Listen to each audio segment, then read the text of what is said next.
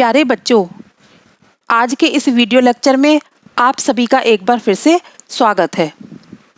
आज की इस क्लास में हम फ्यूचर कंटिन्यूअस टेंस के सेंटेंसेस को एक्टिव वॉइस से पैसिव वॉइस में किस तरह से कन्वर्ट करते हैं ये सीखेंगे। तो चलिए हम अपनी क्लास को शुरू करते हैं। फ्यूचर कंटिन्यूअस टेंस में जब हम एक्टिव वॉइस से पैसिव वॉइस बनाते हैं तो एक्टिव वॉइस में जो हमारी हेल्पिंग वर्ब विल बी और शैल बी होती है उसको पैसिव वॉइस बनाते समय हम विल बी या शैल बी प्रयोग करने के बाद फिर बीइंग लगाते हैं और फिर वर्ब की थर्ड फॉर्म लगाते हैं।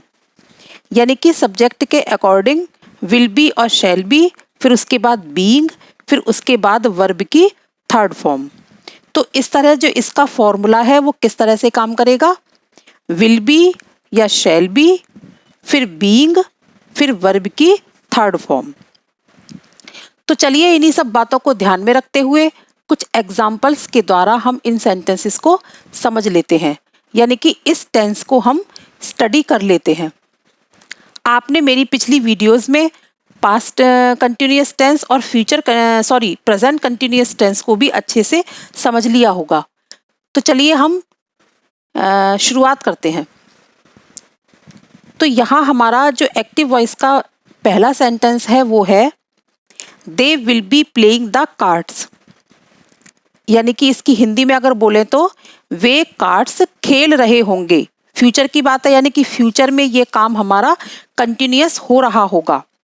तो जब हम इसको पैसिव वॉइस में कन्वर्ट करेंगे तो आपको ये तो पता ही है कि सबसे पहले हम इसके यानी कि एक्टिव वॉइस के ऑब्जेक्ट को पैसिव वॉइस बनाते समय हम सब्जेक्ट बनाते हैं। तो यहाँ जो इसका ऑब्जेक्ट है द कार्ड्स, उसको हमने बनाया सब्जेक्ट द कार्ड्स। फिर हेल्पिंग वर्ब हमारी कौन सी है, विल बी, तो फिर हम हेल्पिंग वर्ब लगाएंगे विल बी। कार्ड्स के साथ भी हमारी हेल्पिंग वर्ब विल बी ही आएगी। फिर उसके बाद बीइंग, बीइंग क्यों लगाया हमने, जो प्ले में हमारा आईएनजी है उसको हमने बी में ऐड करके बीइंग बनाया, और प्ले यानी कि जो मेन वर्ब है हमारी प्ले, उसकी हमने थर्ड फॉर्म लगाई प्लेड।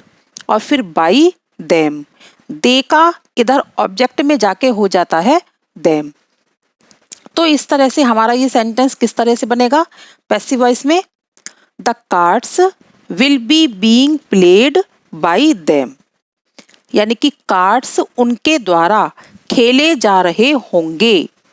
ये हमारा बन गया पैसिव वॉइस। तो आपको यहाँ क्या चीज समझ में आई कि हेल्पिंग वर्ब विल बी या शैल बी, फिर बीइंग, फिर वर्ब की थर्ड फॉर्म। आपको ये बात हमेशा ध्यान रखनी चाहिए कि जब भी हम एक्टिव वॉइस से पैसिव वॉइस बनाते हैं तो मेन वर्ब की थर्ड फॉर्म ही यूज होती है ऑल टेंसेस में। दूसरा सेंटेंस है हमारा एक्टिव वॉइस में, I shall not be writing the letter, मैं पत्र नहीं लिख रहा होऊंगा। आई के साथ हमने लगाया शैल। अब जब हम पैसिव वॉइस बनाते समय द लेटर को इधर सब्जेक्ट बनाएंगे, क्योंकि यहाँ तो द लेटर इसका ऑब्जेक्ट है एक्टिव वॉइस का। जब हम पैसिव वॉइस में इसका हम सब्जेक्ट बनाएंगे द लेटर, तो द लेटर के साथ हम क्या यूज करेंगे, हेल्पिंग वर्ब विल, क्योंकि आई और वी के साथ हम हमेशा शैल यूज करते हैं और बाकी सब के साथ हम विल यूज करते हैं। वैसे आप आई और वी के साथ भी विल यूज कर सकते हैं। तो द लेटर, विल, फिर उसके तुरंत बाद नॉट, फिर बी, क्योंकि विल बी में हम विल के बाद नॉट लगाते हैं, उसके बाद हम वी का प्रयोग करते हैं, बी का सॉरी, फिर बीइंग, फिर रिटर्न, फिर बाई मी, क्योंकि आई का जब हमने ऑब्जेक्ट बनाया तो वो इधर बन जाएगा मी। तो पूरा सेंटेंस क्या बना, एक बार दोबारा से समझ लीजिए।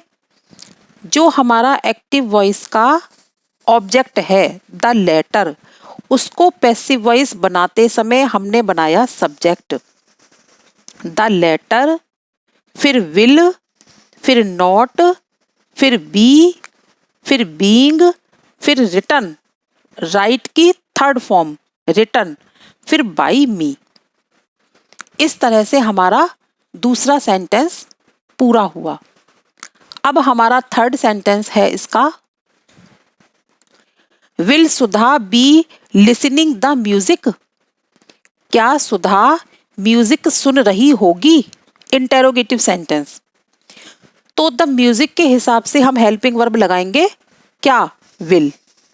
तो विल, सबसे पहले हमने हेल्पिंग वर्ब लगाई विल, फिर द म्यूजिक, फिर बी का जो अदर पार्ट है बी, फिर हम उसका यूज करेंगे बी, फिर बीइंग। बीइंग किस लिए? क्योंकि लिसनिंग का जो आईएनजी है उसको हम बी में ऐड करके बनाएंगे बीइंग। फिर लिसन की थर्ड फॉर्म लिसन्ड, और फिर बाई सुधा। इस तरह से हमारा थर्ड सेंटेंस क्या बना? Will the music be being listened by Sudha. अब इसके बाद मैं एक वीडियो तीनों सेंटेंसेस को मिलाकर, यानी कि तीनों टेंस कौन कौन से, present continuous tense, past continuous tense और फ्यूचर कंटिन्यूअस टेंस, तीनों को मिक्स करके इसके सेंटेंसेस एक ही वीडियो में आपको समझाऊंगी। जिससे क्या होगा, आपका ये पूरा कॉन्सेप्ट, कौन सा कॉन्सेप्ट? कंटिन्यूअस टेंस, बिल्कुल एकदम से क्लियर हो जाएगा। तो इसके बाद हम किस वीडियो क्लास में मिलते हैं? पास्ट, फ्यूचर और प्रेजेंट कंटिन्यूअस टेंस की एक वीडियो। इसके बाद है हमारा fourth sentence, we shall be driving the car. तो द कार को पैसिव वॉइस बनाते समय हमने बनाया सब्जेक्ट, द कार, फिर विल बी, फिर बीइंग, फिर ड्रिवन, फिर बाई अस। वी का इधर क्या हो जाएगा? अस। तो ये हो गया हमारा, the car will be being driven by us. Last sentence है हमारा, will the servant be opened the door? क्या सर्वेंट डोर यानी कि दरवाजा खोल रहा होगा? Future continuous tense active voice में। पैसिव वॉइस कैसे बनाएंगे देख लीजिए। इंटेरोगेटिव सेंटेंस है हमारा, तो सबसे पहले हम लगाएंगे हेल्पिंग वर्ब विल, फिर द डोर जो हमारा इधर ऑब्जेक्ट था उसको हम यहाँ बनाएंगे सब्जेक्ट। तो विल द डोर, फिर बी, फिर बीइंग, फिर ओपन्ड, फिर by the servant. Will the door be being opened by the servant. इस तरह से फ्यूचर कंटिन्यूअस टेंस के सेंटेंसेस को हम एक्टिव वॉइस से पैसिव वॉइस में कन्वर्ट करते हैं। उम्मीद करती हूँ आपको मेरा समझाया हुआ अच्छे से समझ आया होगा। अगली वीडियो जिसमें हम तीनों टेंसेस के सेंटेंसेस को एक साथ कवर करेंगे। मिलते हैं, टेक केयर, बाय बाय।